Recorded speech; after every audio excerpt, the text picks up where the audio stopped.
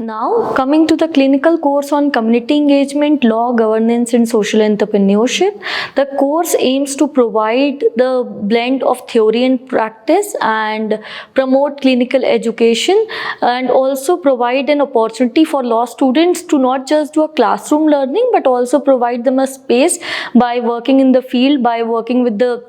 real people on ground, also to address the loopholes and gaps in the existing laws and policies, and try to understand the needs of the society,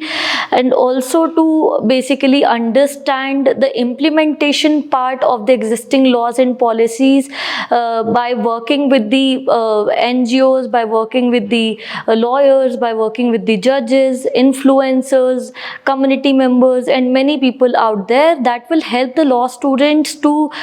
basically learn certain skills and values which will be helpful for them to serve for the larger purpose in the society. Now, coming to why each of this is important. Property law is a core course in the curriculum. The objective of this course is to build foundational knowledge as regards the law of property. The students will be providing an opportunity to understand the basic concept of property, various forms and types of property, ownership, nature of property, proprietary interests. In addition, the cases that are there in the property law, that will also help students to understand how the facts pertaining to the laws